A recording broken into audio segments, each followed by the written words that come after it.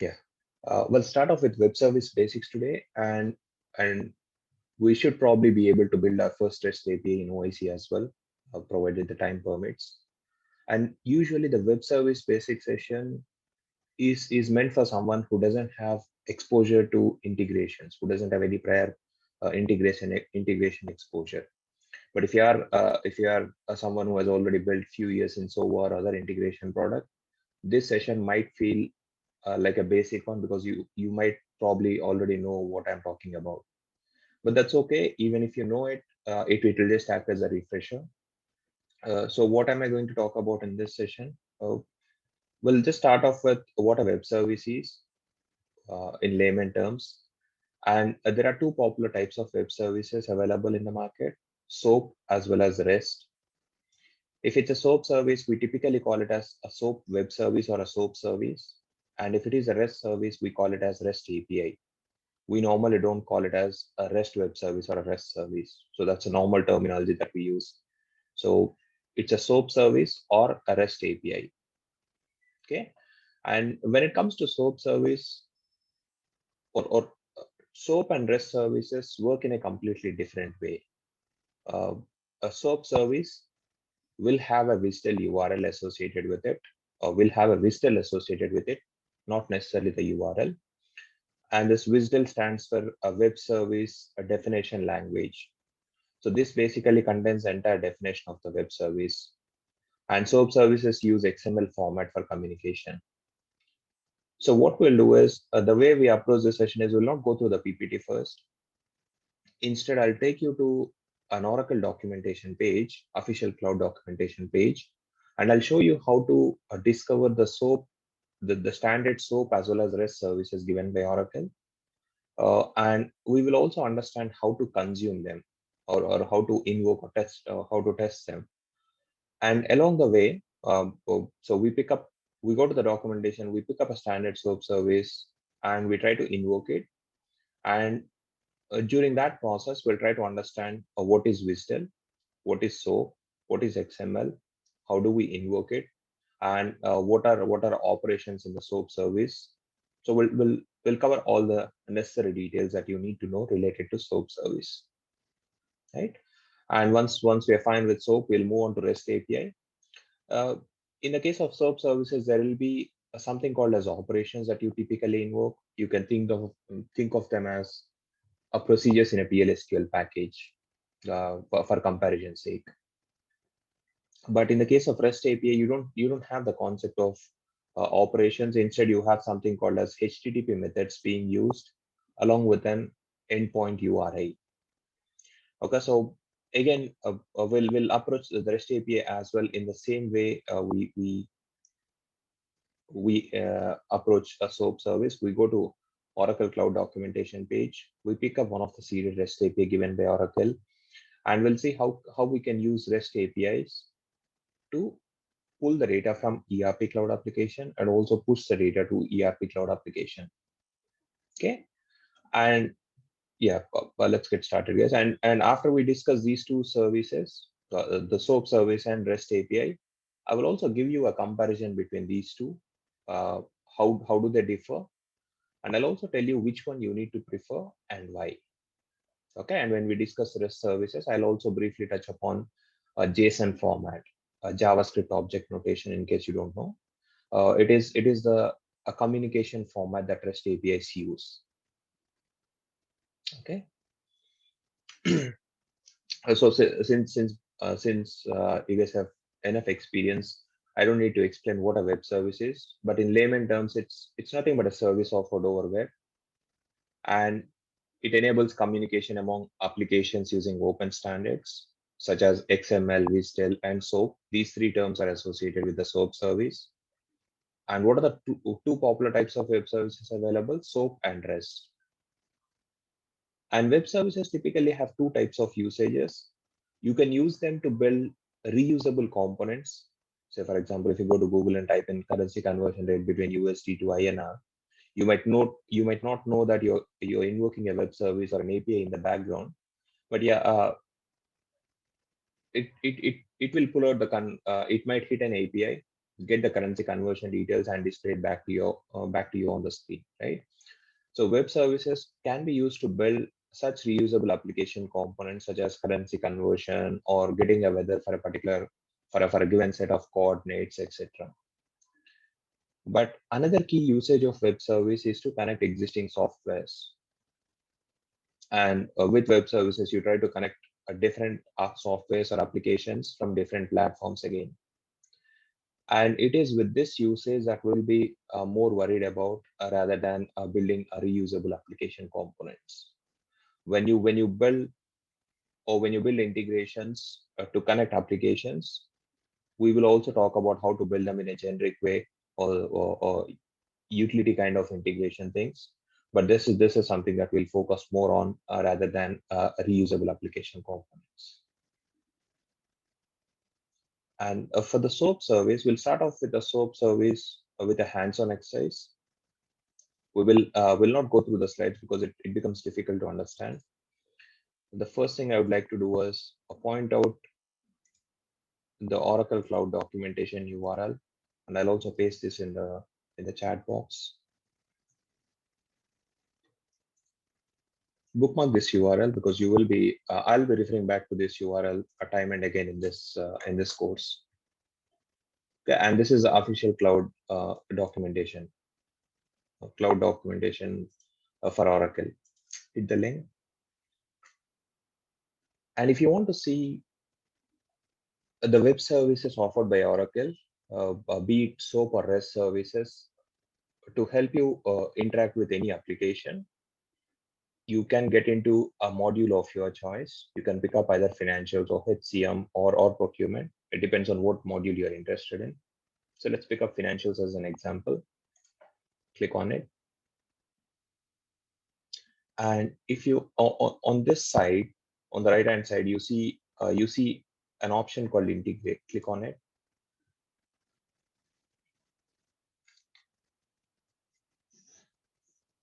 And you will be able to see two options here. So what Oracle did is for you to or to enable you to interact with the cloud applications that Oracle provides, be it financials or HCM or any other module. Oracle has given a lot of seeded services, seeded web services out of the box. And Oracle has exposed a lot of services, and some of them are SOAP services, some of them are REST APIs. Okay. And if you want to see what are the web services that Oracle exposes for financials cloud application, you can use these two URLs to figure that out.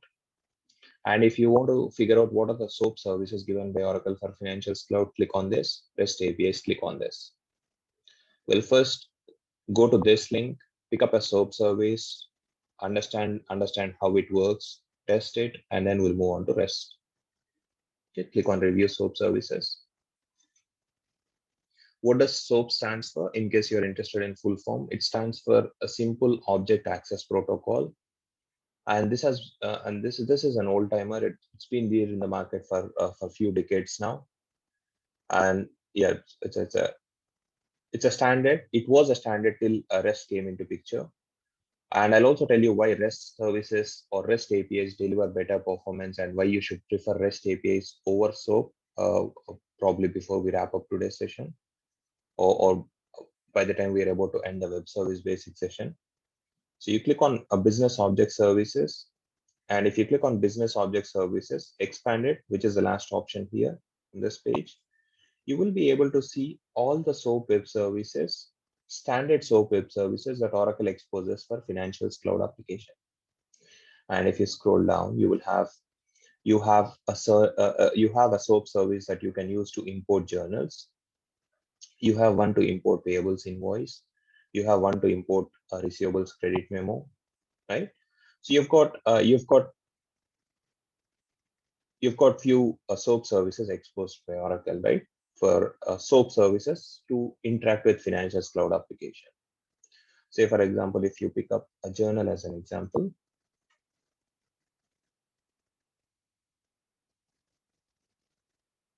okay, let the page go.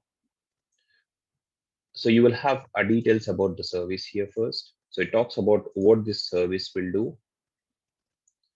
And usually the SOAP services only dump the data into interface tables. They don't create the transaction within the cloud application. So when you invoke the SOAP services that you're seeing here, the typical behavior would be that they only dump the data into interface tables, and it will be your job to run the ESS job explicitly. Okay. So if you invoke this journal service, what will it do? Yes, when you invoke this service, you need to pass you need to pass a request payload, which will contain the journal lines that you want to import. Okay. And what the service will do is it will load the journals for import into Fusion GL. And this particular word is important, for import. And what that means is, if you invoke the journal service, it doesn't create a journal in ERP Cloud. Instead, it will just dump the data into GL interface table, and it will be your responsibility to run the import journals job with appropriate parameters so that the records from interface can be picked up and a journal could be created. Okay, so SOAP services in general dump the data into interface tables, and you have to run the import job explicitly. And in case you don't know what a journal is all about, a brief write-up is given about the journals. And yeah, all you need to know about journal, which I'm sure you would already know, is debit and credit amount should match. Number of debit and credit lines could vary, but a sum of debit amount and a credit amount should match on a journal. Unless that happens, a journal will not get created. One important point that we need to pick up from here is every service will have a WSDL URL associated with it. Every service will have a WSDL URL associated with it. So what we'll do is we'll not start off with a complex example like journal, because we are going to use this in the second or third integration that we're going to build. So we'll park this a complex one for that integration. Instead, we'll go to another SOAP service called Erp Integration Service. This is again another SOAP service that we use quite frequently in the integrations. So we'll make use of this SOAP service to understand, or we'll make use of this WSDL or this Erp Integration Service to understand the basics of SOAP. Okay. So the first thing. Hey, Prasad. Yes, Sandeep. Yeah. Hey, what is the queue name? What is the queue name? About service WSDL? Yeah. I'm not sure about this. Yeah. Oh. Yeah. So it's not a all we need to JSON. This is not curly braces. Is it a post? No, it is. Nothing. No, well, a JSON, whether it is a REST, a GET or a POST method, so all those will come into picture only if it is a REST API. For SOAP services, you don't have HTTP methods or a JSON format coming into picture. So I'm not sure what this queue name stands for, but I can probably check and let you know tomorrow. But if you see, this is something that we need to pick up, the service WSDL URL. So the journal import service was a service that you could typically invoke to import journals into or insert journals into a GL interface table. But this specific service called Erp Integration Service, this is a sort of a utility service which gives you or which has operations that you would typically need in any integration that you build. Okay, say for example, if you have to do a journal import.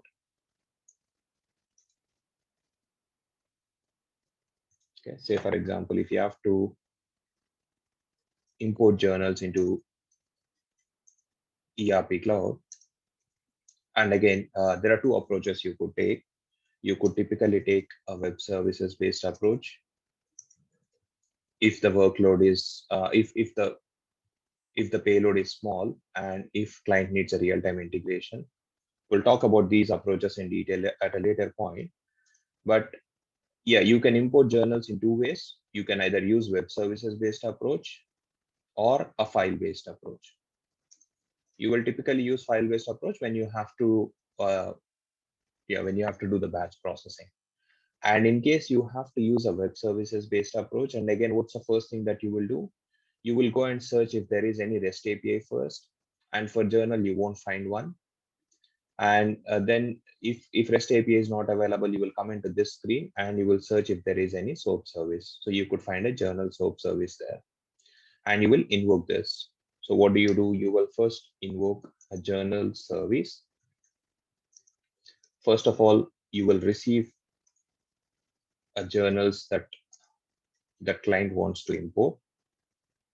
Receive journals payload from client, and you can also receive the payload in the same format that the journal service expects. And with those details, you invoke a journal import service. Okay, the journal service. And what will the journal service do?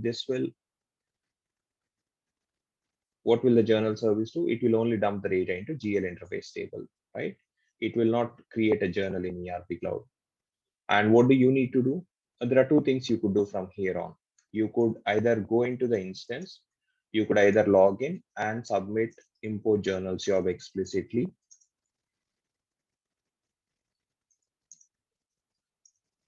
You could either log in and submit import journals job manually. But when you're building an integration flow, an end-to-end integration flow in OIC, you would not tell client that yeah, I've done half of the job, I've dumped the data into interface table, can you go and help yourself please, right? So we cannot ask them to perform some manual steps. So instead, what we'll do is have to we need to have a way to kick off ESS job. So this import journals, it's nothing but an ESS job. So they used to be called as concurrent programs in EBS. They are referred to as ESS jobs in ERP Cloud. So instead of submitting it manually, what do? You will make use of ERP integration service within the integration flow itself. And in the ERP integration service, you will have an operation called, or you have an operation called,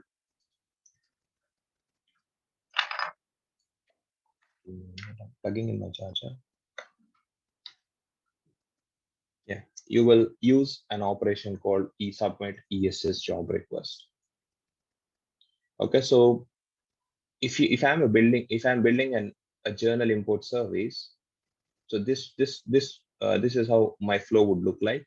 I'll first receive the payload from the client. I'll invoke the journal import service, and this service will just dump the data into interface table. And what do I need to do after that? I need to kick off import journals job explicitly from the integration flow, right? And you might come across this scenario in many other integrations. It need not be about importing journals, right? It could be about importing invoices or any other data entity. So if it is a SOAP service, you would have data populated into interface table, and there would be a need to kick off ESS jobs, especially the import ones. And that is where this utility service comes into picture, the ERP integration service. And this ERP integration service, again, we'll see how to use this in the integration flows. In fact, this is one of the complex SOAP service that we're going to build. Uh, it's probably third or fourth service that we're going to build. So what we need to do, we need to use this ERP integration service, which has an operation called submit ESS job request. Again, I'll talk about what operations are in a moment. So you have an operation called submit ESS job request. You can make use of this and kick off a job in ESS, the job in ERP Cloud from or with the help of this web service. So this web service, you can think of it like a utility service which has the operations which will help you to execute end-to-end scenarios. End-to-end because they will help you to complete the flows in most of the scenarios, like submitting a job from the integrations wherever required. And you will also have few more options available here. Okay, so as we progress along the course, we'll be using different operations from this. So what you will typically do is you will invoke ERP integration service from your integration flow, and you will invoke submit ESS job operation. Okay, and this will kick off the job. So we'll get into the flows and we'll see how to build a flow like this in an integration at a later point. For now, what we'll do is we'll try to understand the basics of SOAP service with the help of ERP integration service as an example. Okay. Yes, Sandeep. Hey, Prasad. So in our Artwell world, right, we generally have pre-processors, right? Especially in auto invoice and journals, right, where we do some custom stuff. So is it still possible in No, Fusion World, or it's not at all no, possible? no validations, no custom validations. Uh, Custom validations are not possible in ERP cloud. So if you have to do any validations, it has to be done before it is passed on to ERP cloud. It could be done on the source system, or it could be done. Yeah, it has to be done before it comes into ERP cloud. Okay, so Okay. you cannot write a 2000 or 3000 line PLSQL package and validate Sure. each and every field that you're trying to load into ERP cloud. So sorry, or e-business suite that we used to do, right? So that is no longer possible. Okay, Okay. and if we go back to the ERP integration service, so the first thing that we need to pick up from the documentation is a service WSDL URL, right? So you will have a service WSDL URL, pick it up and copy it to the documentation. Okay, so copy it to a notepad, and this is what I have here. And if you look at the URL, it will have a server name which we need to replace, and it will. If you look at this suffix, it says FSCM. FSCM stands for Financials and Supply Chain Management. So this ERP integration service is a financials and supply chain management service. You, for some of the services, you might see HCM or CRM. So this just indicates to which module this service belongs. And you need not, sometimes you might have a case wherein you might use a CRM service to load in a customer in ERP cloud. So don't think that you can only use FSCM services, but this is just a sort of a mechanism that Oracle uses to group services together. Okay, so if it's an FSCM service, that's what you see here, and the actual name of the service and question mark WSDL. We'll come to what a WSDL is all about in a moment. First, what you need to do is you have to you need to have access to ERP cloud instance to test this URL, to test this WSDL. And I've given you access to a couple of ERP cloud instances yesterday, and one of them would be this ZWFP instance. All I did is replace the server name from ERP Cloud or ERP Cloud instance link. Okay, so I've replaced the server name or the pod name till.com, replaced it here, and rest everything remains the same. And if you want to see if this WSDL URL is a valid one or not, you just copy it. Okay, you just copy it, and what you could do is you can go to a browser, prefer Firefox whenever you are searching, whenever you are viewing a WSDL definition. And when you access it, you should be able to see all the details about the web service.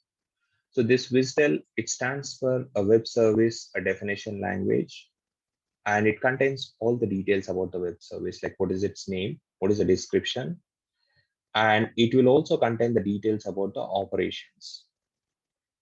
Now coming to operations. So WSDL, what does it stand for? It stands for Web Service Definition Language, and it's a URL that contains all the details of the web service. Okay, and a web service, what does a web service typically contain? It will contain, and with regard to SOAP service, a SOAP web service contains something called as operations. And these operations, to help you understand with it, you can think of, if you think of SOAP web service as a PLSQL package. Okay, and when you build a PLSQL package, what do? You create a specification first, right? Wherein you mention what procedures would you like to have.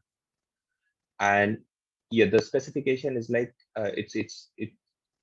yeah, it's just a specification or a backbone or a framework that you want to build out, and you will implement the logic in a PLSQL body, right? So here you might say you want to do some calculation, but and you might take in a couple of inputs and you might send out an output, but that actual calculation or the implementation of the procedure will be in a body, right? And for each procedure, again, you might have input and output parameters, right? And these procedures are the logical units where exactly the work is performed. So when we say invoke a PLSQL package, you don't invoke package as a whole, right? You invoke a specific procedure within a package.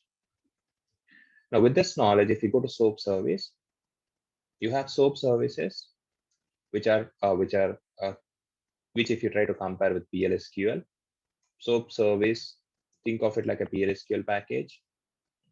And when you're building a SOAP service, you might start off with a specification.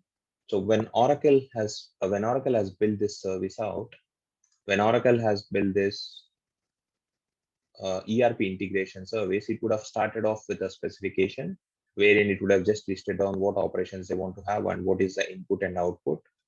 So that specification is called as an abstract WSDL, which is comparable to specification. So first Oracle would list on what operations they want to have, and for each operation, what is the input and what is the output that they are going to send out or take in and send out from each operation. And then they would have implemented that specification in one of the integration tools. So they would also have probably used a tool like OIC to implement the logic. Meaning when I invoke this submit ESS job request, actually so if you invoke this request, we will see in the next 10-15 minutes, you will notice that when you invoke this, yes, the ESS job gets submitted in ERP cloud application. So when you invoke this operation, it is actually doing something in the background. It has logic implemented, and that if it is a web service which has a logic implemented, and that is what you will find here. You will only find the implemented web services here, which is nothing but a concrete WSDLs. Okay, means a web service which is implemented with all the functionality that it needs.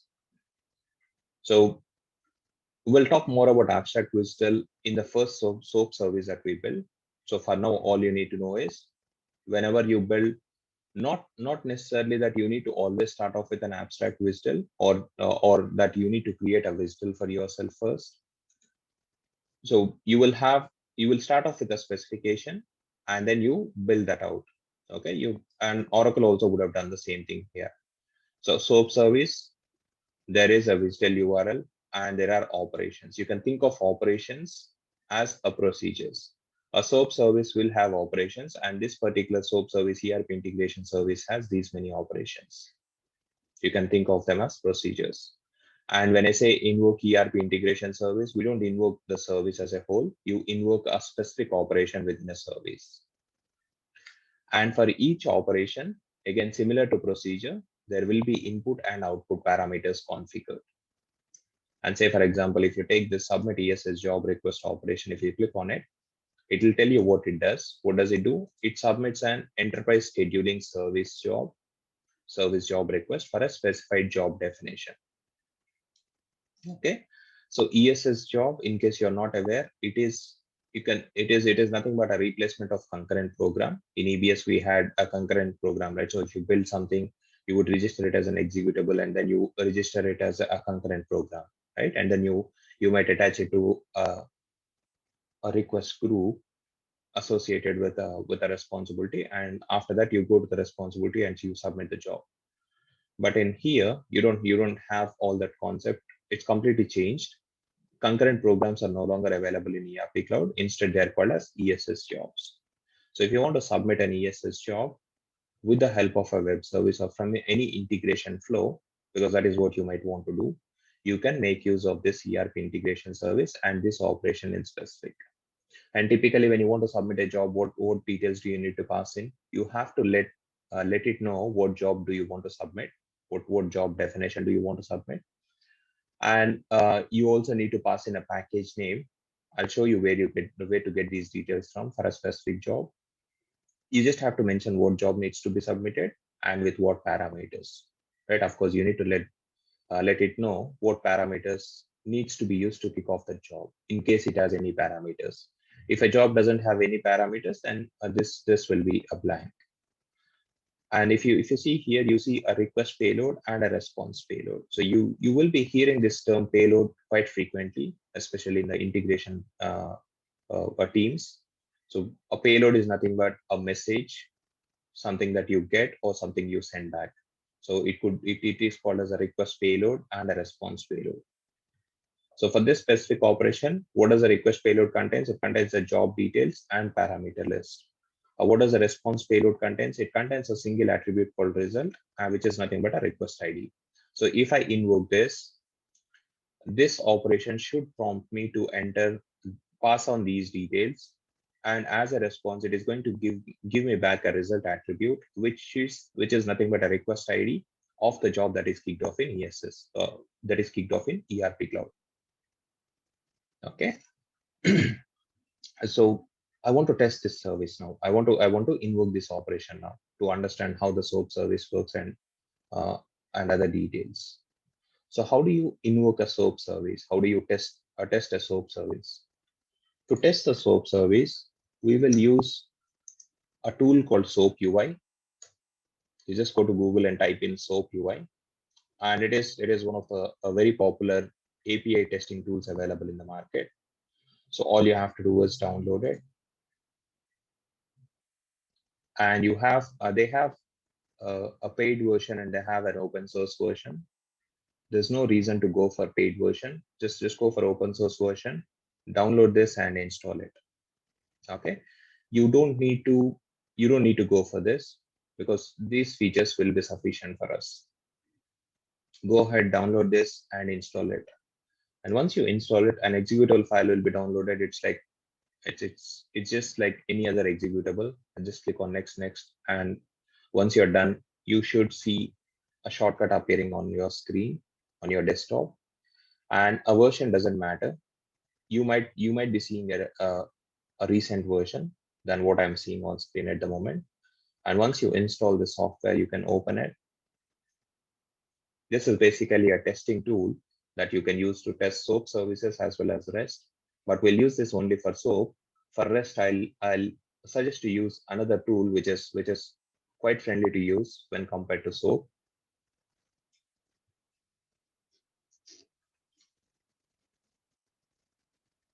So after you install and open the SOAP UI,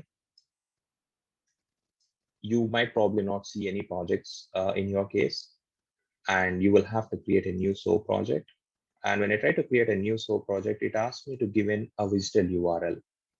So what WSDL URL do I need to pass in there? The web service that I want to test it out, that SOAP web service will have a WSDL URL, and I need to pass that in as an input here. So this WSDL URL, so this is a service that I want to test out, ERP Integration Service, which we have picked up from the documentation. And all we did is replaced it with our ERP Cloud instance name. So copy the WSDL URL, paste it in there, and you can call it as, you can give a name to your project. Click OK. And what SOAP UI will do is it will read all the definition of the web service from the WSDL, and it will list down each and every operation that is available within the service, and it will create sample requests for you. It will also create sample requests for you. So one thing I forgot to show you, when you add in a SOAP service, okay, so when you give a WSDL here, ensure that you tick this box. Ensure that you tick this box. It will be ticked by default. Don't uncheck it. And what this will do is for each operation available within the service, a sample payloads will be created. And that makes your life easy when you want to invoke a specific operation. Okay, cancel it.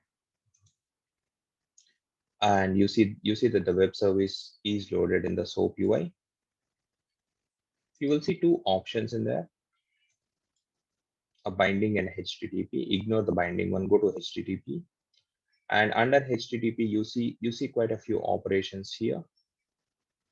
And if you scroll down, you see that there is an operation called submit ESS job request. And this is what I want to start off with. And for this submit ESS job request, there is a request message generated. There is a sample request generated. Click on it. And when I click on it, a sample request opened up, right? So if you look at this format, this is called as an XML format. So you might have seen this as an output of a BIP report, right? So you will have XML generated by a data source, which will be converted to a more readable format with the help of RTF, right? So I'm not sure if you have seen this XML format before, but as a technical consultant, you must have. So in XML format, you will have a start tag and you will have an end tag as well. How do you know which one is a start tag and which one is an end tag? For end tag, you have a slash indicating that it's an end tag.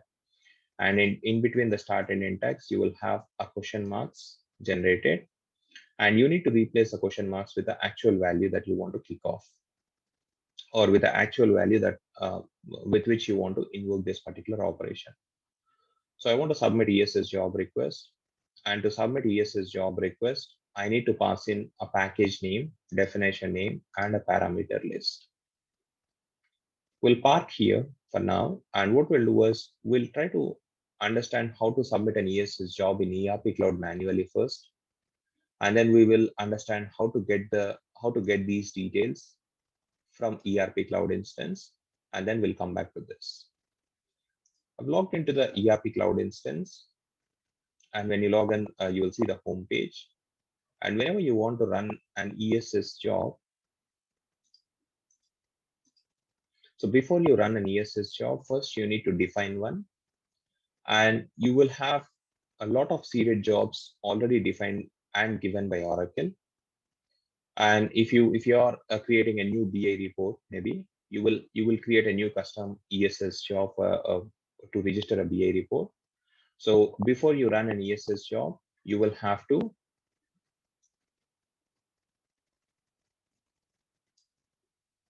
Bala, can you hear me now? Sandeep, can you hear me? I can hear you. Okay. Bala, can you hear me now?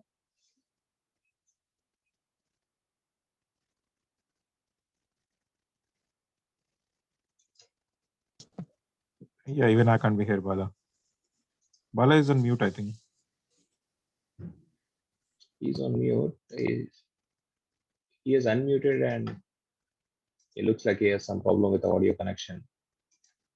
Okay, let's wait for a couple of minutes. Type.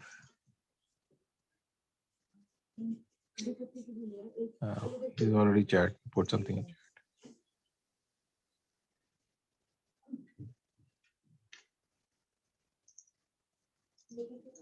So we have a ESS in art. Okay. We have ESS in R12. Sorry. We have ESS in the Fusion ERP, and we also have ESS in OIC, right? Both the places. No, we don't have ESS in. We don't have ESS in OIC. Okay.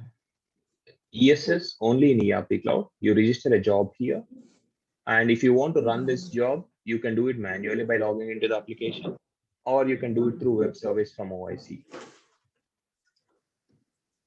Okay.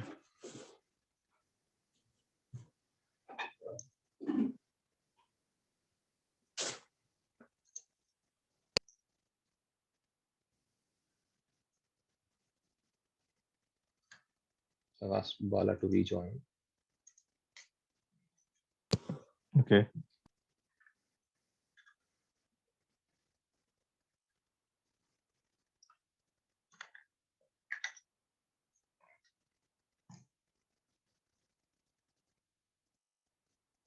Hi Bala, can you hear us now? Yes, Prasad, I could hear it. Yeah, till what point you were able to You can quickly summarize it. When you went to that yeah. SOAP UI, the request, there is two options. You got it right. Yeah, the request one. Okay. So you Yeah, as soon as you okay. talked about So when HTTP, you then I think it stopped. Yeah. okay, fine. But one point here is ensure that you don't uncheck Sure. this Yeah, box. I That is got that. important. Until that. Yeah. Okay. And you will see two folders when you add a visitor, a binding and a HTTP. Ignore the binding one, go to HTTP. And under HTTP, you will see operations. And the operation that I'm interested in is submit Ess job request, for which a sample request was created. And if I double click on it, a request opens up. And if you see this format, it is an XML format. And in XML, you will have a start tag and an end tag for each and every attribute. And between the start and end tags, there will be a question mark that will be auto-generated by Scope UI. And you need to replace the question mark with actual value. And how do you differentiate start tag and end tag? You will have this slash at the beginning of the end tag. And so to kick off an ESS job in ERP Cloud, we need to pass in the job details and the parameters if that job has any parameters. Okay. So what we'll do is we'll first log into ERP Cloud, understand what an ESS job is, run one of the jobs manually, and then we'll come back here and we'll try to kick it off. We'll try to kick off the same job with the help of this web service, and let's see how it works. So if you go back to ERP Cloud instance, you will have many seeded jobs given by Oracle, seeded ESS jobs. You can also define your own custom ESS jobs if you want. You will probably do it if you build a BA report. And how do you define an ESS job? So you go to click on the menu options, go to setup and maintenance, and that will take you into a screen called FSM, or a functional setup manager. Anything that you want to set up in the Fusion Cloud applications, you will be doing it from this screen. And usually there are two search options available. You have a local search option here, and you have a global search option here. If you use a local search option to search for a specific task, it will search for that task within that particular offering. So there are a lot of things that you might have to know about this functional setup manager, which we usually cover in a Fusion technical training. But as an integration specialist, all you need to know is if you search for a specific task here, and this putting in text into this box, it will search for that specific task only within that offering. So we are in compensation management, and it will, if I type in some search keyword here, it will search only in the compensation management. So as an integration specialist, what we usually do is we don't use the local search option available here. Instead, click on the tasks ribbon and click on the search option there. And this is like a global search. And when you search for a task here, it will search for that specific task throughout the instance. Okay, it goes to each and every application and see if there is any task which is matching with the name that you put in here. And you search with a specific term called manage enterprise percentage job. Manage enterprise percentage job, because ESS job stands for enterprise service scheduler job. Okay, ESS stands for enterprise scheduler service job. Okay, so before you can run an ESS job from schedule process screen, you will first define it by using one of these tasks. And again, depending on for which application you are registering the ESS job, if it is a financials job, go to this task. So what is the task name? Manage enterprise scheduler job definitions and job sets for different applications. You have the same task repeated 3 times for 3 different applications. So if you want to register an ESS job for financial application, you will go to this. And if you also want to see what are the financial related or what are the FSCM related jobs given by Oracle, you will go into this task. If it's FCM, you can use the other one. And after you go into that, the specific task, you will be able to see the list of ESS jobs given by Oracle. Okay, you see a list of jobs given by Oracle. And this list could be yeah, you will see all the seeded jobs given by Oracle, and you might also see some custom jobs if anyone else has defined them in the application. And here you will have all sort of seeded jobs. So you will find jobs like import journals. Okay, you will have import auto invoice. You will have loader jobs. So you'll have all the jobs available here.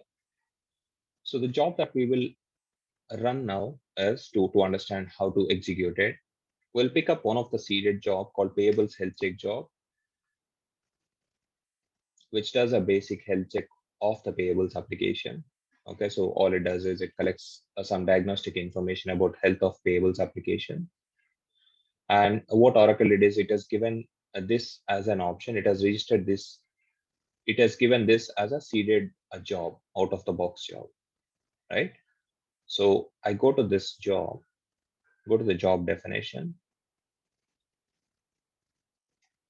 and from the job definition, if I want to kick off this job, I can do it in two ways. Since I am in the application, I can go to schedule process screen and I can run it manually. We'll see how to do it in a moment. But if I want to run this job with the help of this web service, the Erp Integration Service, and submit Ess Job request operation, I need to pass in the job specific details here.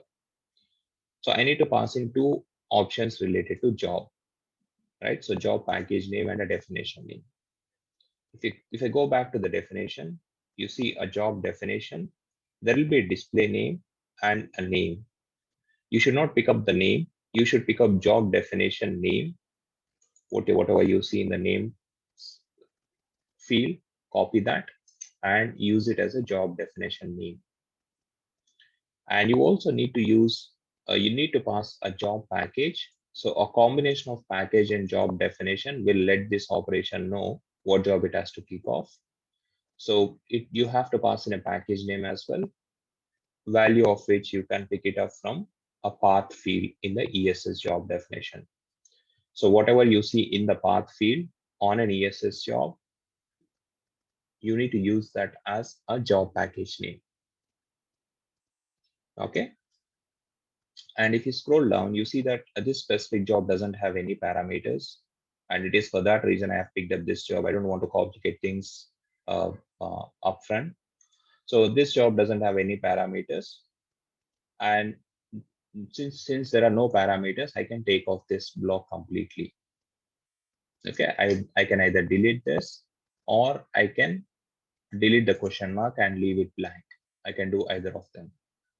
And if you notice one more thing here, you see a comment appearing here which says that a 0 or more repetitions allowed. What this means is you can copy paste this parameter list section multiple times. So in case an ESS job needs or has 3 or 4 parameters defined, say for example, you want to kick off an ESS job which has 3 parameters. How do you pass those 3 parameters? You will duplicate this tag and you will pass in parameter 1 here, and you will pass in parameter 2, and you will pass in parameter 3 here. Okay, and you will kick off the job. Okay, so that is what this 0 or more repetitions tag means. So you take this off completely, and we don't need any parameters for this one. We don't have any parameters for this one, so you take it off, and I can kick off this job. And first, let's see how to run this job from the application. So if functional consultant has to run this, how do they do it? You go back to home page. I'll show you navigation from there. From the home page, you will have two things in the application when you log in on the home page. So you will see this middle area which is called as a springboard, or it is called as a home page layout. And the home page layout that you get in the recent versions, it is called as a newsfeed homepage layout. So you don't need to remember the name, but yeah, you have a navigation options available. You will have a module showing up here. Okay, so you have product management, contract, order management, you have receivables, etc. So you have modules, and under each module you will have a work areas related to that module. Okay, so if it's a receivables, you have got a work areas that you can use to create transactions, create receipts, manage revenue, or do the funds collection, and you can also manage the collections here. So similarly, you have the navigation options available here. You have modules and the work areas. You will have the same options available in the navigator as well. You see these three icons, or you see this icon in the right corner. That is called as a navigator. And in the navigator also, you see the same navigation options that you see here. Say, for example, if I scroll down, I still see the receivables. And if I expand it, I'll also see the work areas again. So there are two ways you can get down to the work area that you want. And the work area that I am interested in now is I want to submit an ESS job. And to submit an ESS job, you need to go to Tools, Expand it, and you have an option called Schedule Processes. You have to click on this. You can do it from the navigator, or you can also do it from the Springboard. Go to Tools, and you have something called a Schedule Process. Go to Schedule Process and submit a job. So from this particular screen, you can run an ESS job. Schedule new process. And what is the job that I want to run? I want to run Payables health check job. It's one of the serial jobs that basically checks the health of the Payables application. And just click OK.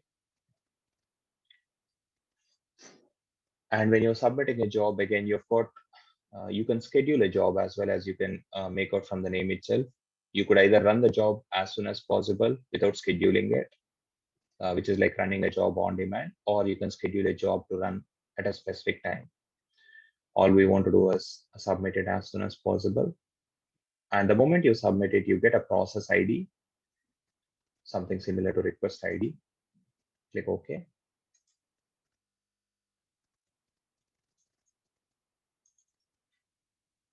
And when you refresh it, you could see that there are some jobs, scheduled jobs getting triggered. So you see, this is a job that we have kicked off, Payables health check job, and you could see that it has been completed successfully. So this is how you run the job manually in the application, right? And this is how you will probably run import journals job in case there is some data to be imported from GL interface table. But in integration flows, you want to perform this activity using a web service from an integration flow. How do you do it? You will probably make use of Erp Integration Service, and you will make use of submit ESS job request to achieve that. How do you do it? So you get the digital URL, and you create a sample request, and you populate the data, what job you want to kick off, and you can submit the request. If you click on the green icon, request will be submitted. And you can see two boxes here, right? You can see two boxes here. This is a request window and this is a response window. And a couple of questions here. So you might already be thinking about it. So when I invoke this request, how would a SOAP UI know in which instance I want to submit the request?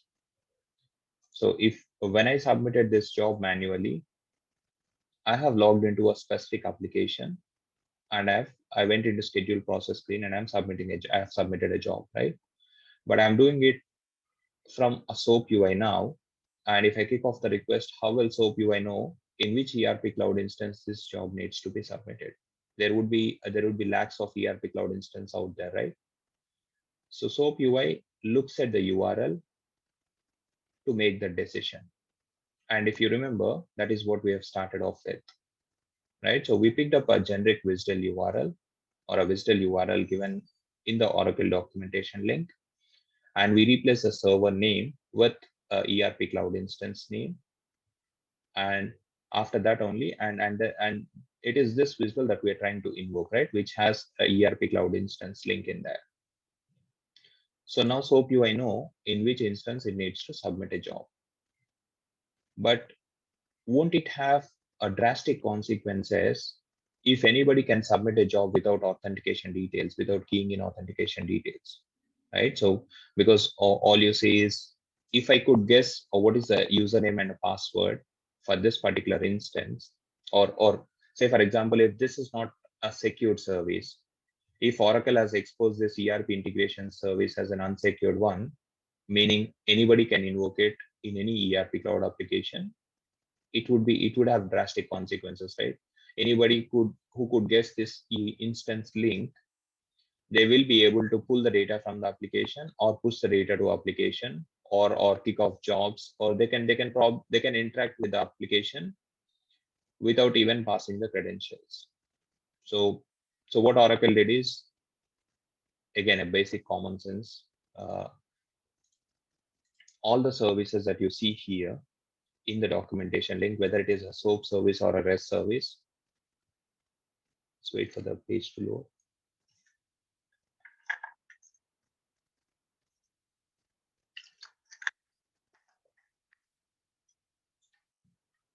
Okay, all the services that you see here, SOAP service or a REST services, they will be a secured ones, meaning unless you pass in valid authentication credentials, the request will not go through.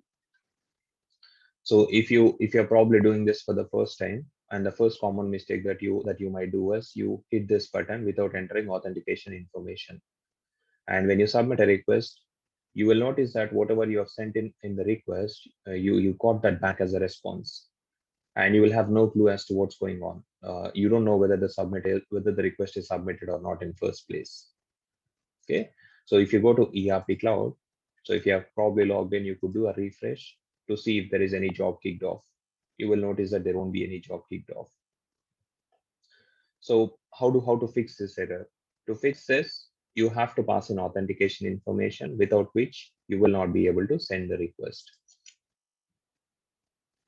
So click on authentication information, click on this authorization tab. No authorization will be there. Click on add new authorization. Click OK and enter the username and password. And let me get the username and password that I've shared with you yesterday. I'll pause the screen share because I don't want to expose the passwords in the session. I've copied the password. I'll paste it in there. I'll use a casey.brown as a username. And I will hit the submit button now. So this time we've got a different response. Looks like something has happened in the background. And you see that you've got a response, and in the response, you've got a result attribute. And if you scroll to the right, you see that there is a ESS job ID that you have got back, or a process ID. And if you go into the application now, do a refresh, you will be able to see, okay, you will be able to see the job that is kicked off. So let me search with this process ID to avoid confusion. There are a couple of scheduled jobs getting kicked off every couple of minutes. So let me just search with this process ID, and you could see that the job has been kicked off. And how did we kick this off? We didn't do it manually from the application. We have done it with the help of ERP Integration Service and Submit Ess Job request. And you could see that we've got back a process ID here. And this is how you typically kick off ESS jobs from the integration first wherever you need them. Okay. And a few more points to talk about here. So if you look at the payload, it has got an envelope element, SOAP envelope element, SOAP header, and SOAP body. The SOAP envelope element, the job of that SOAP envelope element is to convert. So this envelope element, if you wrap around an XML message with an envelope element, it will be converted into a SOAP message. And within an envelope, you will have header and a body. In the header, you might pass in additional information that you might want to send along with the request. Say for example, you might be sending in username password token, or you might send in additional authentication information if you need. And it is purely optional one. You might leave it blank for most of the requests that you send in. And you've got a body element, and this is where you pass in the actual payload. Okay. And if you see here, if you look at the documentation, what does it say? If you look at the documentation of a submit ESS job request, it says that you have to pass in these elements when you want to kick off the request. So in the request payload, you need to see these three elements. And in the response element, you will see result, right? And that is what exactly happened. So when we loaded in this visual file, it has, yeah, what SOAP UI did is it looked at the definition of the web service, and it has created sample requests for each operation. And for submit ESS job request operation also, it created a sample request. And in that sample request, there are three tags: job package name, definition name, and parameter list. We still see those two tags, but we remember we've got a parameter list as well, which we deleted, right? So which means whatever is listed down in the documentation, it has come up in the request payload. And in the response, if you look at the response, you see you've got a result attribute in the response, which is nothing but an ESS job ID. So now you know what is XML. So this is XML format. Now you know what is SOAP envelope, what is SOAP header, and SOAP body. But if you try to understand how SOAP UI know that for a submit ESS job request, these are the attributes that needs to be submitted, or these are the attributes that are required for submitting an ESS job. How was a SOAP UI able to determine that for submit ESS job request, this is the request payload and a result is a response payload? So that happens through something called as messages. So when you define a procedure, what do you usually do? When you define a procedure in a PLSQL package, you give it a name, and you will mention the input parameters and the output parameters that you would like to have, right? Similarly, when you create an operation, to an operation, you will attach a request message and a response message. And you define that request message and a response message first, and then you will attach them as input and output to operation. And in that request message that has been defined for this submit ESS job request, there would be three parameters. The Oracle would have defined three parameters. And in the response message that is attached to output of this operation, Oracle would have defined an attribute called result. Okay, so that's why from the SOAP UI, if you look at the definition now, so you see the operations here. If you search for submit ESS job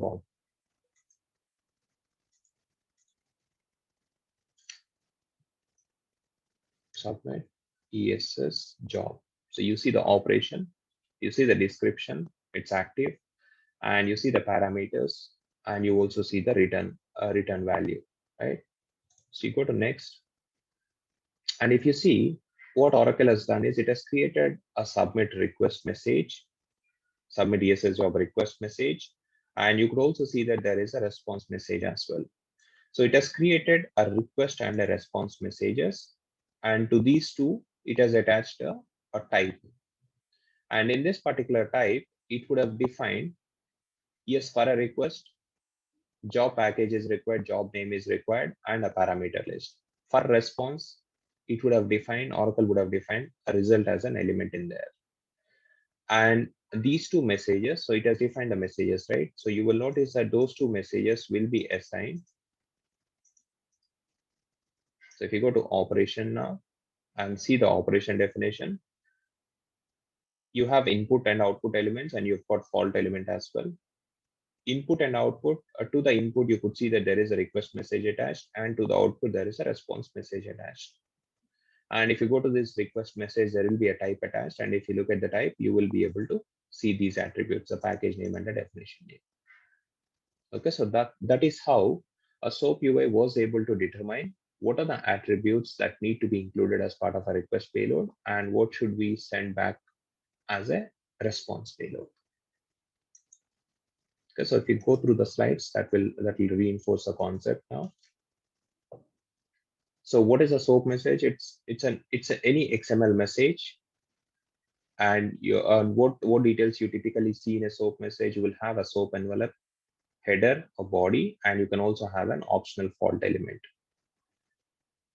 And this is a sample XML or a SOAP skeleton message looks like. You have a SOAP envelope, you have SOAP header, and you have SOAP body, and within a SOAP body, you can have optional fault element. And if you see in the SOAP UI, this is what we have, right? So you have envelope, header, and body. And what does WSDL stands for? It stands for Web Service Definition Language, and it is nothing but a URL which contains the entire details about a web service. Like it contains what are the types that are defined, and what is the messages that are defined of those types. So if you remember here, these are the messages, right? And to these messages, there was a type attached. So it's like a data type attached. It's like data types you define here, and you create messages with those types. And then you will have to define operations, or there will be operations defined within the WSDL. And those operations will show up under a tag called port type. Okay. So if you see here, we had a submit Ess job request, right? So if we go back 2 steps, so you have this particular type called submit Ess job request and submit Ess job request response. So these are the types, and you have messages. So you have this is a message and this is a message, request and response, and you have operations under port type. So if I go one step further, so if you scroll up, you will see all the operations available under an element called port type, a WSDL element, and you will have a binding element involved. So you don't need to focus too much on binding, but if you understand how all these 3 elements work together, that should be sufficient. And this is how a sample WSDL file looks like. I've just given a simpler example here so that you guys can relate to it better. So if you look at this WSDL has 2 messages defined, request message and a response message. And a request would take in a term attribute as input of type, which is of data type string, and a response has an attribute value of type string. And we have an operation called getTerm, and this getTerm to an operation you can attach. In an operation, you will have input, and you might or might not have an output. And if you have output as well, so to the input and output, you could attach messages, and these messages attached to input and output will drive what will be the request payload required to invoke this operation, and what you will get back as a response payload. Okay, and you will also see the binding information here. Okay, so you will see what is the operation that needs to get kicked off and what will be the input and output here. And this is what we have done. We went to Oracle Cloud documentation link, replaced the server name with Oracle Cloud ERP name, and then came up with a payload, and then we submitted the Ess job. Okay, so any doubts, guys? Any doubts in the SOAP service? So, Prasad, from a authentication perspective, does it support basic authentication or something else also, like SAML, or can we do complex ERP, authentication? when you build integrations in OIC, I'll show you what authentication mechanisms are supported. But these services are exposed by Oracle, and these services support only the basic authentication. Okay. Yeah, only the basic authentication. And they are all synchronous, or do we have like asynchronous services? The Oracle supports? Some of them will be asynchronous as well. Okay, so if you see some of if you look at some of the services, you will have 2 flavors, and Oracle will let you choose what do you want to use. So if you look at this import journals, yeah, you will notice that this will be available in 2 flavors: import journals, synchronous version and asynchronous version. You can decide what version you want to use. So if you load in this WSDL URL, you will notice that these operations get created, get added to the SOAP UI, and there will be 2 operations that you will be seeing: import journals and import journals async. Okay. So in some cases, both are supported. In some cases, one of them will be available. So depending on the use case, you will pick up whether you want a synchronous one or an asynchronous one. You will pick up a synchronous one when you don't want to make a client wait for you to send back a response, and you will typically do it when you don't know the processing time. Yeah. So it will call back also, or you have to do something for callback? No, you'll not implement a callback. So there is something else that you could do. You could probably send out a notification mechanism. These async operations that you get here, that will be exposed by Oracle. They don't come with callbacks. Oh, they don't. You will hear callback. You will hear callback only in terms of FPDA automation integration, but other than that, you don't get a callback. Okay. Okay. And let's move on to REST APIs. REST APIs is relatively simpler when compared to SOAP. So where to find the REST APIs at the same URL. Just go back a couple of steps till you reach the main page. Okay, go back one more step. Yeah. So in the integrate page, we went into the SOAP services first, and we picked up a SOAP service and explored how it works. Right now, let's go on to the REST APIs. Click on Review REST APIs, and you will be able to see all the REST APIs given by Oracle for Oracle Financials Cloud. So this list only contains APIs for Financials Cloud, not for other applications. If you're interested in HCM or SCM Cloud, you can go back to a different URL. And if you scroll down, you see a list of APIs given by Oracle. And if you scroll down, you see that you have. Okay, if you scroll down further, you have options, or you have a REST API to create receivables invoice, and you've got plenty of other options. You've got APIs to play around with the payables options, so to load LOV values, to load the payment terms, payment process requests, and you have APIs to deal with plenty of other data objects, as you can see here. So you have got an API for currency rates and other options as well. So what we'll do is we'll pick up one of the REST API as an example, and we'll try to understand how it all works. So say, for example, let's pick up the bank's resource as an example. Click on the bank's resource. So the main folder that you see here, so we call these as resources, and you click on a particular resource, it will show you the endpoints that are available within that particular resource. So the bank's resource that you're seeing here, it has a few endpoints, and typically every resource that you see here, but this is applicable for most of the resources that you see here, Oracle would have given 5 endpoints. Oracle would have given 5 endpoints to perform, and these 5 endpoints will help you to perform CRUD operations on that specific data entity. So we're talking about banks resource here. So what banks are we talking about? So in cash management, you would be defining banks in the application, right? You would create a bank branch and define a bank account, and then you will use them eventually when you want to make a payment to a supplier and you want to receive amount against a particular amount from a customer. You would be using the bank details, right?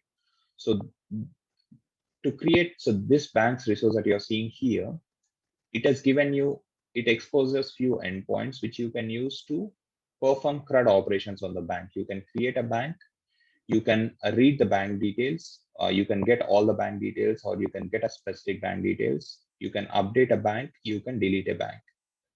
So every resource that you see will typically give you endpoints that you can use to perform CRUD operations. Create, read, which stands read means either get all the banks or get a specific bank, update, and delete a bank. Okay, and this is a normal standard for every resource. You have 5 endpoints, and if you look at each resource, there will be 2 important parameters associated with each endpoint. We call this as an endpoint, and each endpoint has 2 important parameters given in the documentation. It will have a method and it will have a path, and this path is called as URI as well. Path or an URI and a method associated with it. And let's see how we can make use of this. So let's say I want to get all the bank's information from ERP cloud instance. How do I do it? I could see that I need to use a get method, and I also could see a path given in there. But how do I invoke this? So before we do this, first of all, let me show you where the bank's information is available in the ERP cloud. So you go back to home page.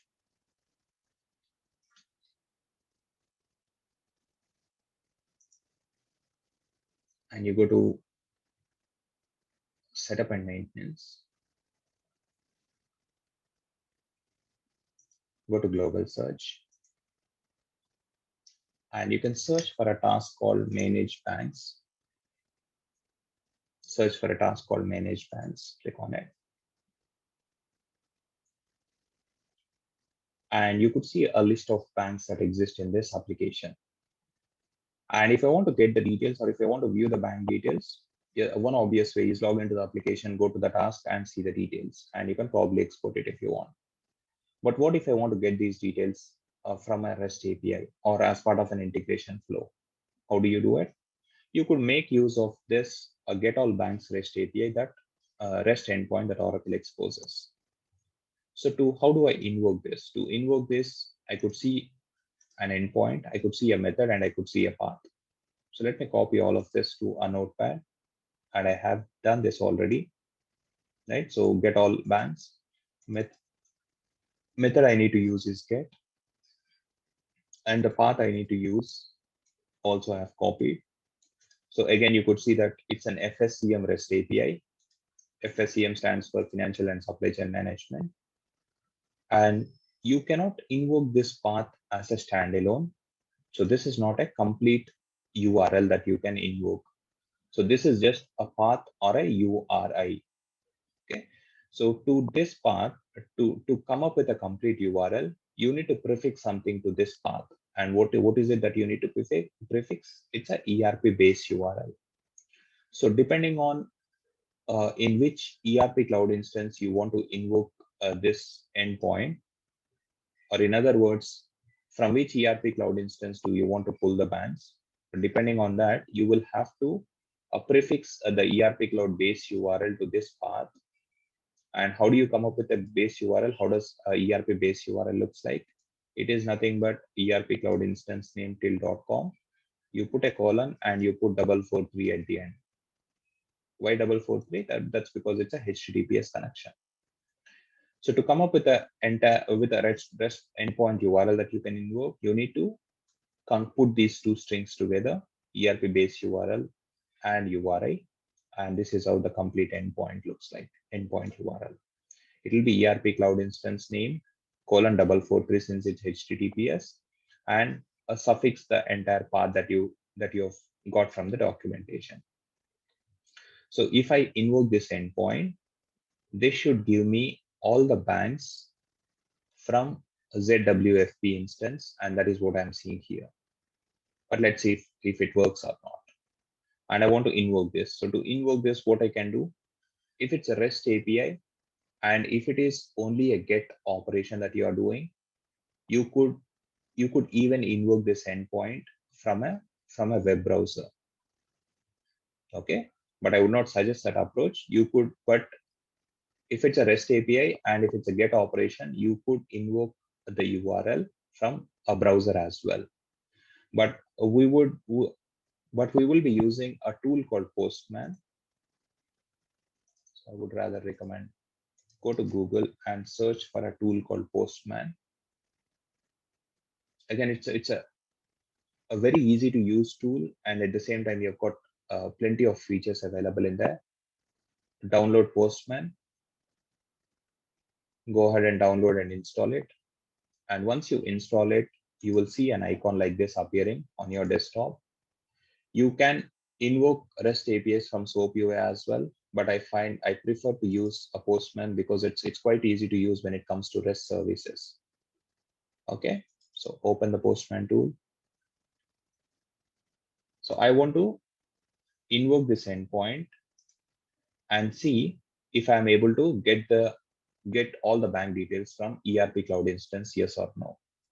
So I copy this URL, open the Postman tool,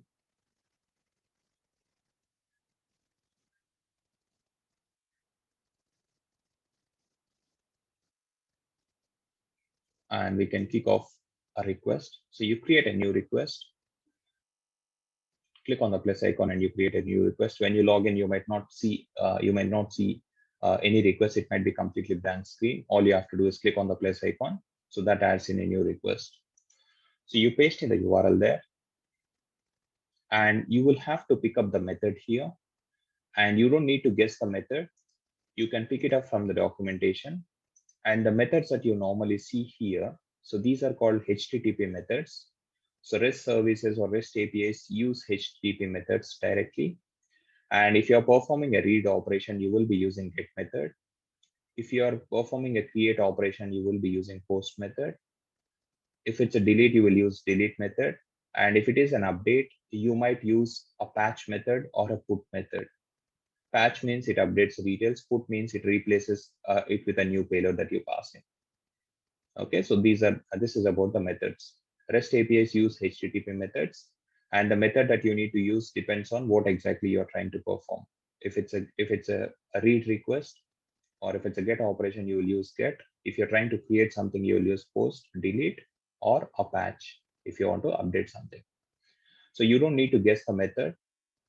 You can straight away look at the documentation and pick up what method is mentioned in there. So for get all banks endpoint, I need to use get method. So, and when you create a request in Postman, by default, it will be get method.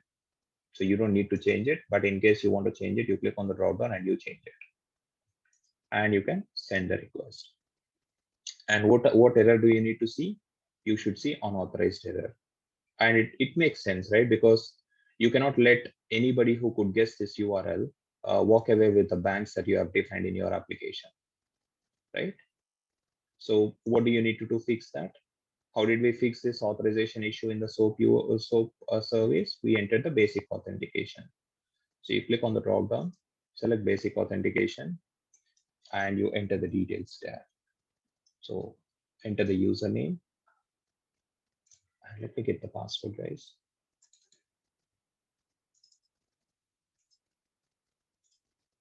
Yeah, copy the password, paste it in there, and fire off a request.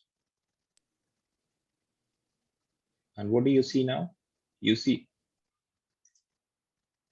yes, any questions? Yes, Sandeep. No, I was just saying you'll eventually share the password with us, right, to call these APIs, or what? I've already shared it. I've already shared it yesterday. So did you check the email that I have? Okay, it's the same password. Okay, I thought it's something different. Yeah, it's the same password. Okay. Same user, same password. Okay. And for that matter, in this instance, even if you try out a different user, the same password will work. Okay. So even if you try to log in as someone else, okay. So yeah, and you copy the response that you have got here, copy it, go to Notepad, open a new one, paste it in there, and try to save it on a desktop. Give it a name, and use an extension called JSON, because after all, the output that you're seeing is in JSON format. I'll talk more about JSON in a moment. So if you see the output, what do you get back, or what have you got back is a list of items or list of banks. And if you see here, so all these curly braces, they each one of them contains a specific bank details. And since you have invoked this specific endpoint called get all banks, what did this do? It has fetched all the banks information from ERP Cloud. And since you have quite a few banks, or it's a collection of, since it's a collection of banks, you see this items element, and you see this array symbol indicating that yes, what you have inside is a collection. So you have a bank one details, and then a comma, and then you have second bank details, you have comma, and a third bank details. And if you look at a specific bank, what is the first bank that you see in the output? The first bank that we see in the output is Abu Dhabi Islamic Bank. And let's go back to the application. And what's the first bank that you see in there? It's Abu Dhabi Islamic Bank. So whatever details you see in the application, it should match with the response that you have got back as part of your API. Okay. And if you look at the second bank, it's ABN AMRO Bank, and it's the same thing that you see in here. Okay. So with the help of REST API, we were able to fetch this information out of ERP Cloud. But let's say you don't want to fetch all the banks. Or let's try to invoke a couple of endpoints and try to understand how the REST APIs work. Let's say I don't want to get all the banks from ERP Cloud, but I want to get a specific bank details. To help you with that request as well, Oracle has given an endpoint. So for a read request or to perform a read request, Oracle exposes two endpoints basically. And you will see this with all the resources here. One a read endpoint will help you to get all the banks or all the transactions, whatever might be the case. And another one will help you to get a specific bank details. And when you try to get a specific bank details, obviously you need to pass in some input based on which the API can filter out the banks and display only the bank that you need, right? And to do that, you have to pass in a template parameter called bank party ID. So if you look at the response, there is a unique ID for every bank, and that is called as a bank party ID, right? Think of this as a primary key. And if you want to fetch a specific bank details, you have to pass this bank party ID as a template parameter. So if you look at this path, if you compare this path with this, everything is same. It's just that there is an additional template parameter defined. So we'll talk more about what is a template parameter and what is a query parameter, how you can define them at a later point. But yeah, once you define it, so what Oracle did is it has given us an option to pass bank party ID as a template parameter so that you can get only a particular bank details. So how do we do it? You copy this party ID. I'll pick up the first bank party ID and you put a slash at the end on the same request URL and you paste in the ID there, the bank party ID. So if I invoke the URL without anything after cache banks, it will fetch all the banks. If I put in a slash and if I pass in a bank party ID, it should fetch only that particular bank details. And let me see if that happens or not. Send in a request, copy the response.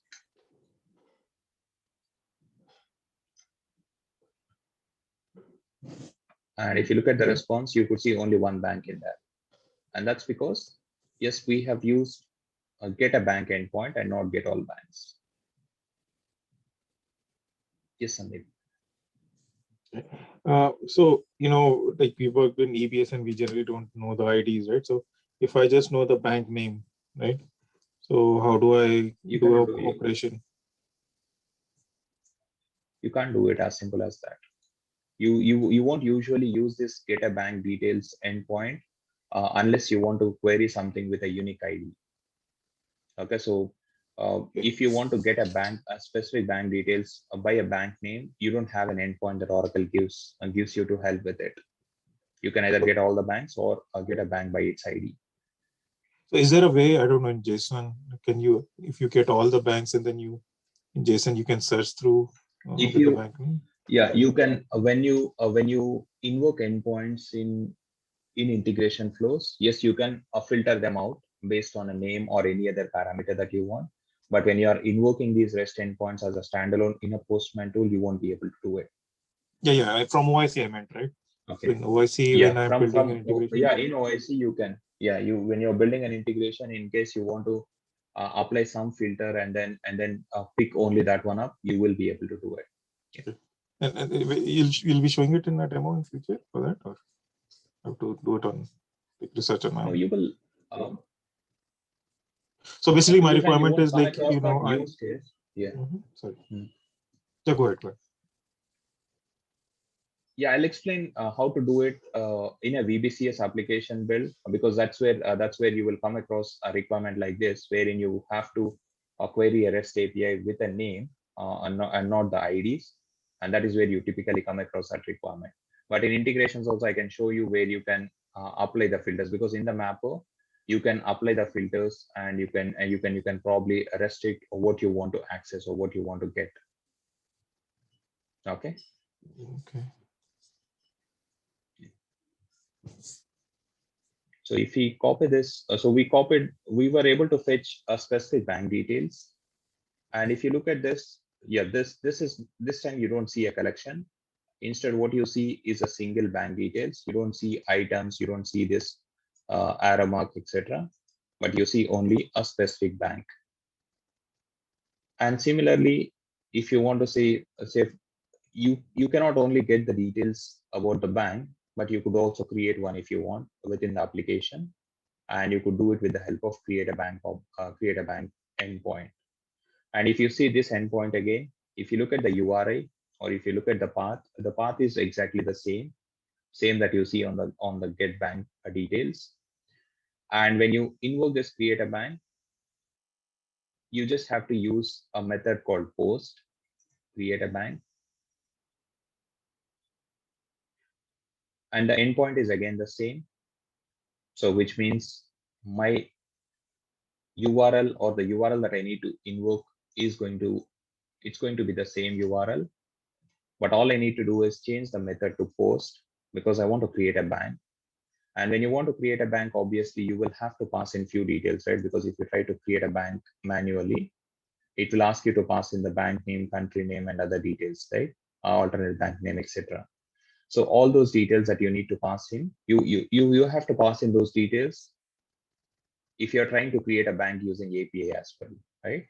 Since there are multiple attributes that you want to pass as input to an API, and since it's a post operation, you don't typically pass in, you don't define 10 template parameters and you pass in the input. Instead, you pass in a request body. So you go to body section and you can pass in the bank details here with which you want a bank to be created in ERP Cloud.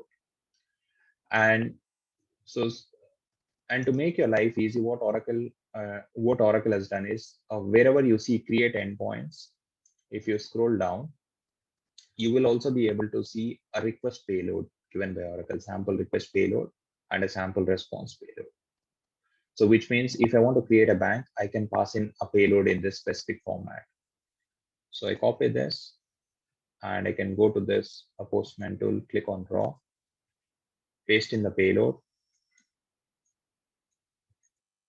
and I can change this output type to JSON, and I can fire off the request to have this bank created. So let's first verify if this bank exists or not in ERP Cloud.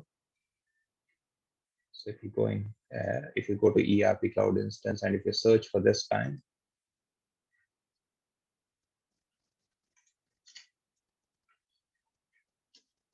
you search for the bank, you cannot query for it, right? So that means that means this bank doesn't exist in the ERP Cloud.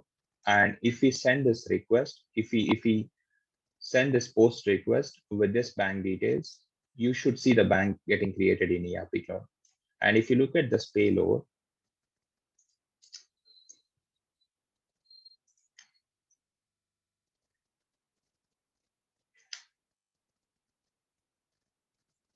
and if you look at this payload, whatever you're seeing in the past three requests, this is called as a JSON payload.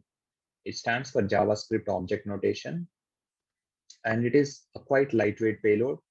Entire JSON payload goes into curly braces, and for each attribute, and it will be like a key value pairs.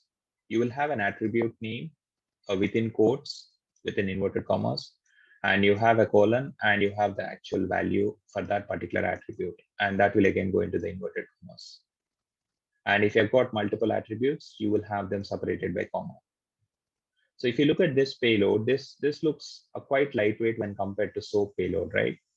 So if you look at this SOAP payload, so for example, if you look at this SOAP payload, instead of passing in 10-15 lines, if I have to convert this to a sample to a JSON format, how will it look like? It will probably look like this.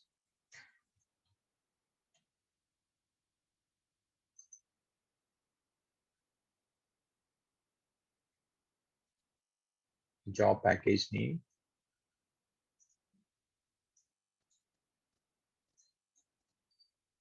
transactions,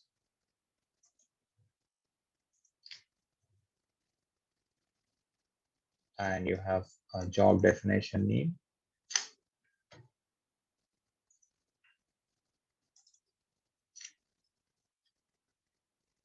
and AP health check. So if you see this, so if I have to convert this XML into SOAP JSON, it would look something similar to this. So I was able to bring this down from 10 lines with a start and end tag. So all that nonsense that you have in SOAP UI is not required in the REST service, especially with the JSON. JSON, it's plain and simple key value pairs.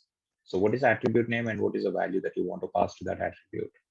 And it is because of this JSON payload being quite lightweight. So this helps REST APIs deliver better performance when compared to SOAP services. And that is precisely why REST APIs are typically used in a web applications build, right? Especially when it comes to web app build, performance is the most critical factor, right? So if you go to a website and if you browse a page, if it takes 10 seconds to load the page, um, 99 out of 100 people would have moved on to the next web page that they've gotten a Google result, right? Uh, so performance is quite critical in the web applications, and for that reason, all the web application frameworks. I'm not talking about only the VBCS, VBCS. In general, any web application frameworks, they will support only the REST APIs as a data source.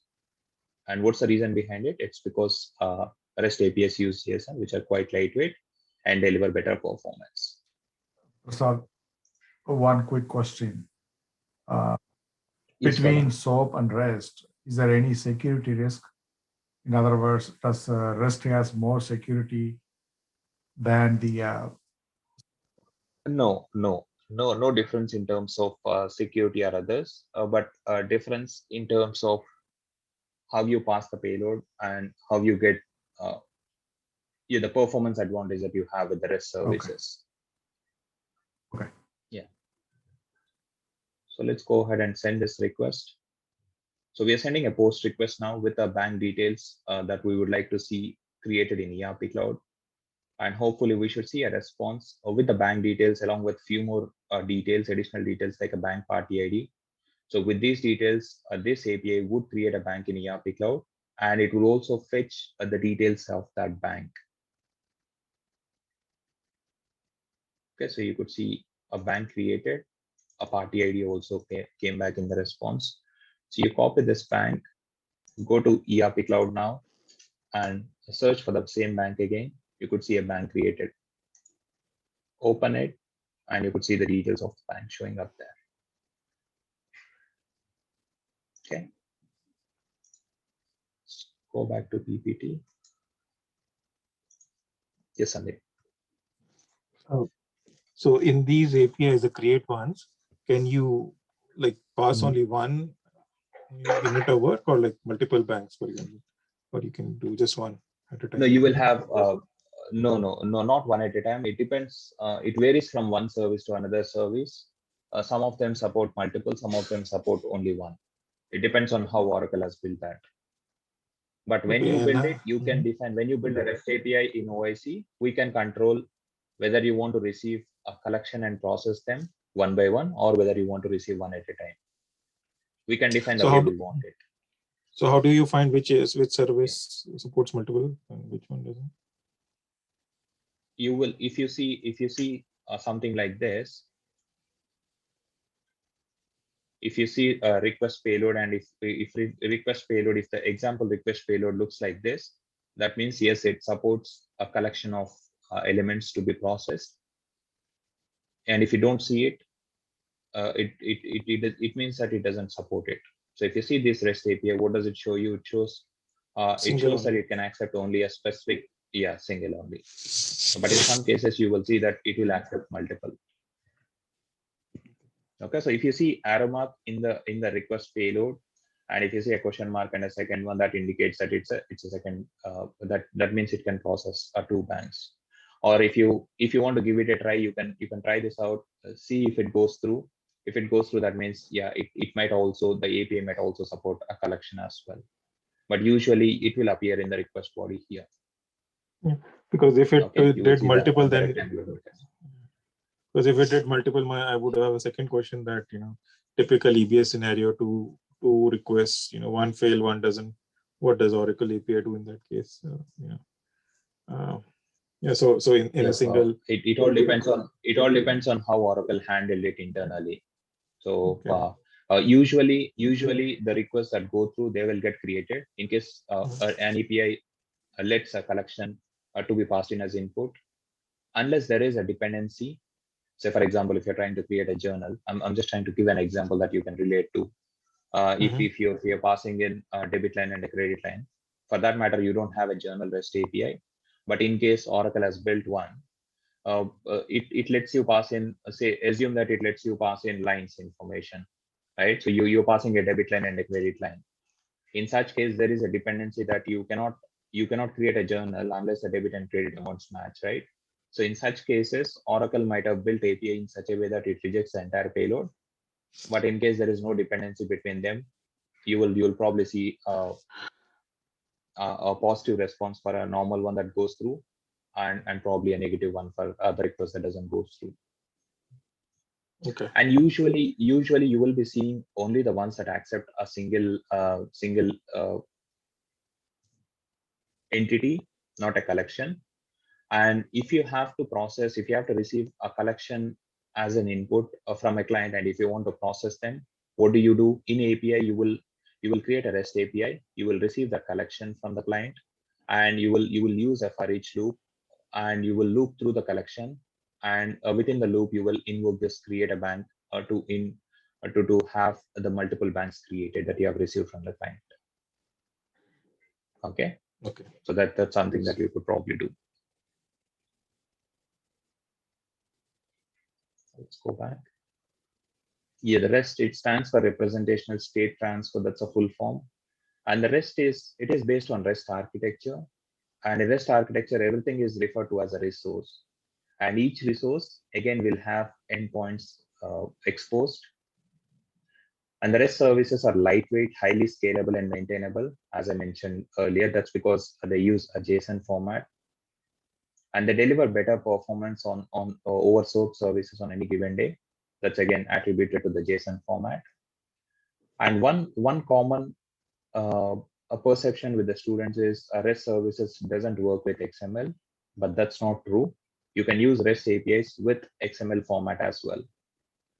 Okay, so but if you use XML format with REST APIs, you lose the advantage that you get with a JSON format. So you will probably use only the JSON and not the SOAP and not the XML format with REST APIs. And the REST APIs are typically used in web applications build, as I mentioned earlier. We will use this extensively in the VBCS application when we are building out web applications. And they use a JavaScript object notation. And we have seen how it looks like. It looks exactly like this, wherein you have attribute and a value associated with it. And REST API has three fundamental elements: a URI or a path, which contains the actual resources, and you have a method which indicates what method you need to use. And again, you don't need to guess the method; we'll have it available within the documentation itself. It will be outlined very clearly as to what method you need to use, and the URI as well, and the types of data transferred. Yes, REST API support XML as well as JSON. Don't think that only JSON is supported. And this is what we did. We went to the cloud URL, we picked up a URI, and then we concatenated or prefixed ERP-based URL, and we have tested few endpoints there. We have tested a couple of endpoints given to perform a read operation. We have tested one to perform a create operation. Any questions, guys? Any questions in what we covered today? This is a good session. Thanks, today. Yep. So I think we can start practicing now, or do you think we need one more session, one or two sessions more? Prasad? Sorry, I didn't get that. So do you think we can get into the instance and start playing around, or you think Yeah, we you should can. attend a few? No, we will. If you guys are okay, we can take a 10-minute break, and we can probably have a 30 or 40-minute session so that I can show you how to build a REST API. Or if you want to Okay. take it up tomorrow, I'm absolutely fine with it. It's up to you. Up to you guys. Are you okay with I have it, another. Sanjay? I have another class, right? At I think the Fusion Technical. Yeah, that's at 8 o'clock, I believe, 8 or 7:30. Or let's do it this way. Let's not overload ourselves. But let's meet tomorrow. And in tomorrow's session, Yeah. I'll show you how to build a REST API and a SOAP service. If time permits, we'll pick up a SOAP as well. Otherwise, we'll do a REST API tomorrow. And after that, you can start playing around in the instance. Yeah. Okay. Yeah, we can do that tomorrow. Yeah, that should be fine. Okay. Thank you guys. Thanks, Thanks for Prasad. your time. Thanks, Bala. See you again Thank tomorrow you, then. Sandeep. Thank you. Bye. Bye.